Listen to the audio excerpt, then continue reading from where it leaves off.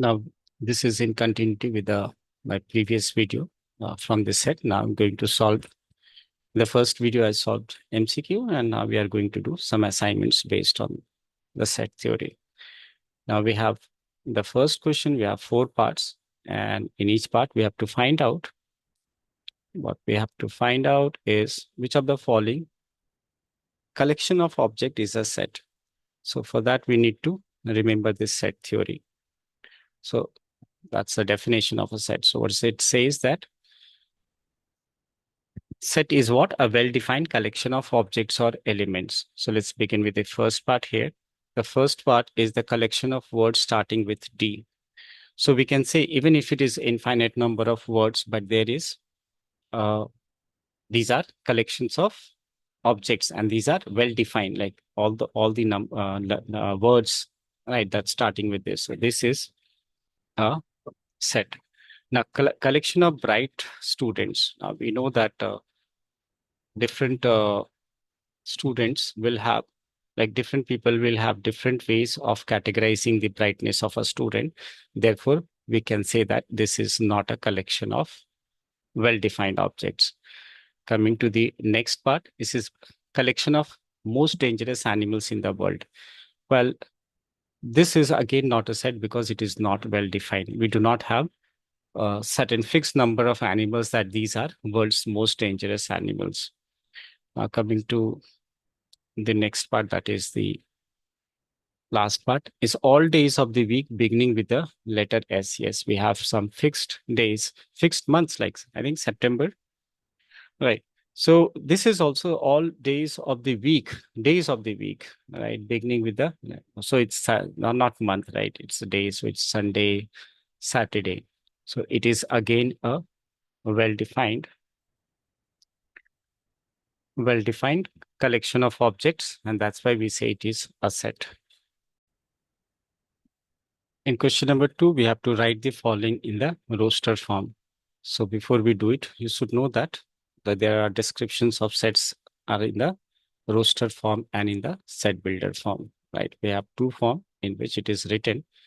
So roster form is what? Roster form is listing the elements. So if I have to list the elements of this mathematics, then it's what? This set A, the set A will comprise what? The letter M. Then we cannot repeat. So A, T must be separated with comma. Then we have H, E, I, C, and S. The next question is to write the prime numbers, which is greater than equal to 2 and less than equal to 2. We know that 2 is included here and 2 is prime. So in this case, it's going to be what?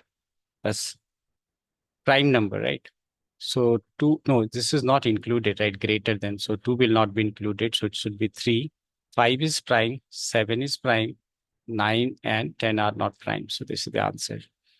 Now coming to the C part, x such that x, where x is greater than equal to 1 and less than 4, x belongs to natural number. So let's say if I plug in x here, first I plug in x as 1, so what I'll get? 1 over 2 ones are 2 plus 1, that's half. 2 plus 1 is 3, sorry. This is 3. Placing n as 2 here, n as 2, this is 2 over 5. Placing n as 3 here, so this is 3. 6 plus 1, 7, and placing n as 4 because we have to take till 4. So 4 over 8 plus 1, 9. Yeah. This is the answer for this part. I'm solving this one. X such that x is less than x, and x is what? Real number. Well, this will be a null set because we cannot have a number which is less than itself, right? There isn't a number which can be less than itself, so it should be null set. Remember, null sets are not enclosed within braces. Now doing this part, this one. So it says x cube is equal to 1, right? So, and x belongs to a real number. That's 0 cube is 0, and 1 cube is 1, and minus 1 cube is minus 1. So we can say these are the three elements, because if I take 2, 2 cube is what? 8, which is not equal to 2, right? So this will not be included, and any other number is also not included. Now the next one, that is F part. In the F part, X says that X is a positive number, 2 raised to the power P minus 1 into 2 raised to the power P minus 1, where 2 raised to the power P minus 1 is a prime number. All right. So we have to write them in the roster form. This is a prime number. So now in F, question number F part, it says X says that X is a positive factor of this. And it says this one, that is 2 raised to the power P minus 1 is a prime number. So we have to find all positive factors of this. Now this being a prime number, therefore we are going to find what values that this can take. Now placing different, like I mean to say that T raised to the power P minus 1. So placing P as 0. So this is, no, placing P as 1. So 1 minus 1 is 0, 2 raised to the power 0, which is equal to 1. So we may write 1, placing P as 2 is 2 raised to the power 1, placing P as 3, which is 2 only. This comes out to be 4, and then so on. And we keep on writing until we get, that is 2 raised to the power P minus 1. So these are the factors of this. So what we can conclude that, yeah, that's what we have to find out. And this being a prime number, so we'll declare that X as that X is a positive number. And these are the positive factors of this. And that multiplied by, we have, yeah. So we can declare this, because we have to find the factors of this whole, and the factors of this will be the factors of this whole as well. Now in question number 3, we have to express this in the set builder form. So what is set builder form? So set builder form, we have already discussed the two description of a set in two forms. This is the set builder form, where the set is described using properties of the element. Now, if I look into the first part, we have to write this in the set builder form. So what we can see here, that this is will be written X, such that X is what? This is vowel. The next is, this is what? 2, 3, 5. They are prime numbers. So we'll write set B is what? X, such that X is a set of prime numbers less than is our prime numbers, not is our prime numbers less than 20. For this set C, what you can observe, placing this is 1 and this is 2. So the denominator is 1 more than the numerator. So we can say that X as that X is equal to, if I place n in the numerator, it should be n plus 1. But then you can see it going to up to infinity, right? But these are what? Natural numbers. So we'll say that their X belongs to capital N. Capital N is natural number. In the last part, we have two roots only, and you can see this is one negative and positive equal roots with opposite sign. So it has to be what? X square minus 3, because if you find its solution is what? X minus, this is X square minus 3. Yeah, it should be X square minus 3, because X will be equal to, X square is equal to 3, that is X is equal to plus minus root 3. So we'll say that X as that X is equal to X square minus 3, and this should be enclosed. It's a solution, right? Enclosed in braces. That's for the D part. Now we are on question number 4. It says, is that pen? Yeah. Set A comprises of elements like null set is an element, null set placed within braces, element 1, 1 and null set placed within a braces, and 7. Now in the first part, the question is a null set an element of A? So we'll say this is true, because null set is an element of every set, right? Now, next is second part. It says one and null set placed in a braces is an element. So you'll say it's true again, because as you can see here, this is as it is present inside it, braces within a braces. So you'll say that this is also true. The third one is this is a subset. That is, third one is this a subset? Definitely not. If it is an element, how it can be a subset? Yes, but if I place another basis around it, right, then we say it's a subset. But as of now, it is not. Next, the fourth one. The fourth one says that 7, comma 1. It is not a subset. Yes, it is not a subset. It is not a subset because, as you can see here, that element 7 is an element that we can see that, and 1 is an element, but this element 1 is placed within braces, so it is not. So we'll say that statement is true, that it is not a subset. And the final part is this one. So this is what? A subset, yes. It is a subset because you can see that if I eliminate this, right?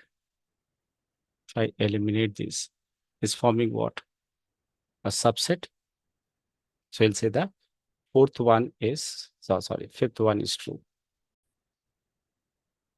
Now in question number 5, we have to list all the proper subsets. Now need to focus here that here 1 is placed inside a braces. So therefore this whole thing will be acting at this thing, the one which is shaded, should take it as a element and not a set. This whole thing should be taken. 1 is not an element. Let's begin with writing this subset. We have to write what? Proper subsets. So the first we'll be writing is a null set. Then 0 is an element. So 0, which is must be included in a braces.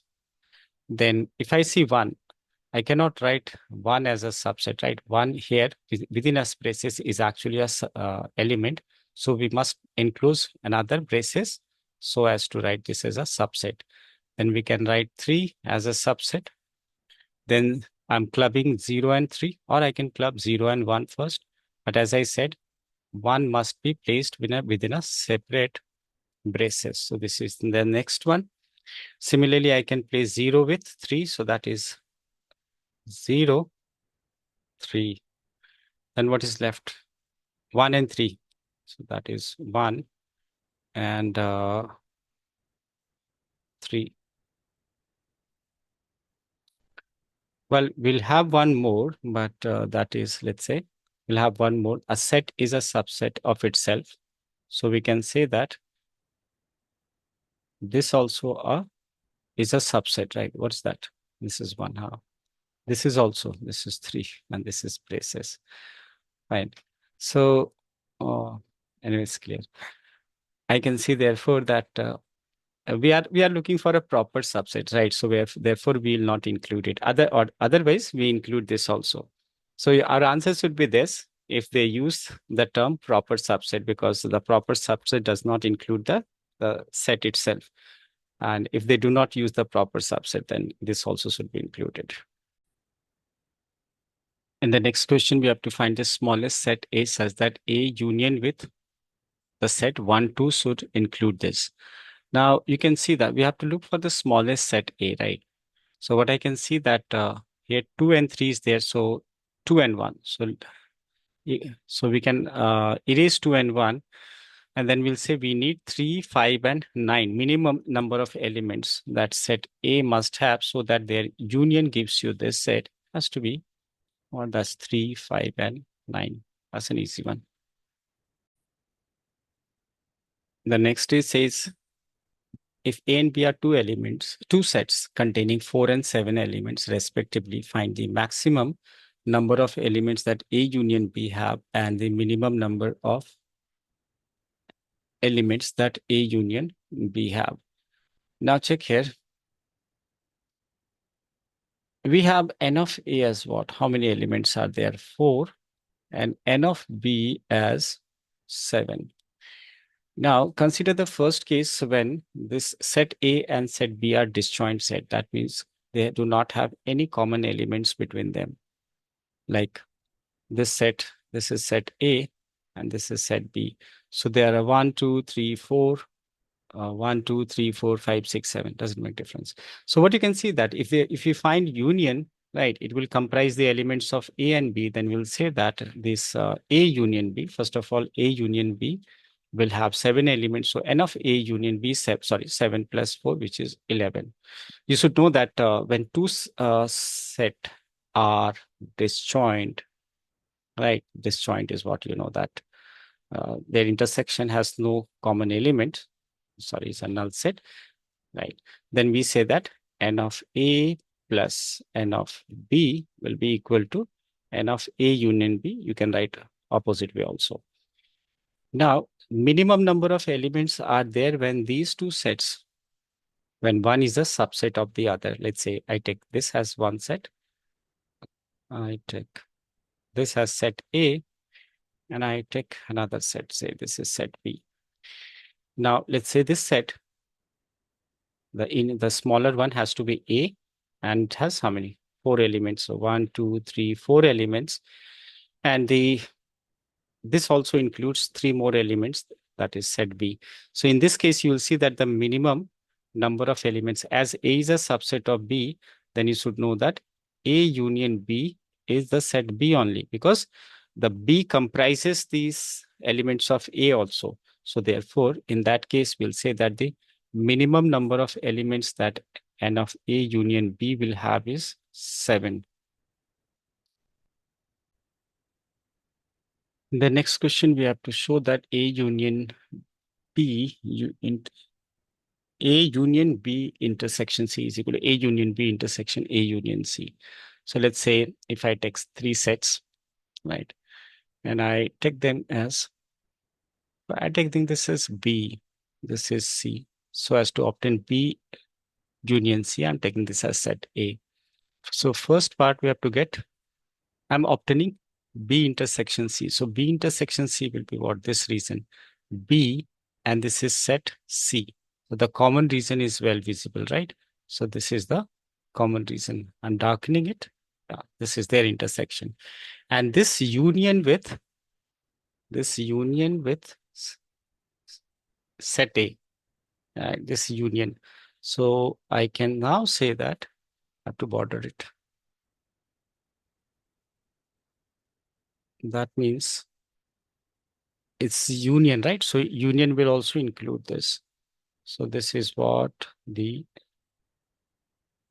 obtained from the LHS. Now let's make a similar one, the right hand side. Say this is universal set here. Say set B, set C, and set A. That's B, C, and A. The first is A union B. So A union with B. This is set A union with set B. Now, so I'll say that A union B is whatever the portion which you can see colored green. And then its intersection with A union C. Let's first find out A union C. This is set A. It's a stronger color. This is set A. And that's fine. This is set A and union with C. This is set C. All right. Now their common region. Common region is what? The one which is colored green and, wait a second. So common region will be what? This one only. Its intersection, the blue and the green common region is what? This. So this is what verified, as you can see that from Venn diagram, it is same.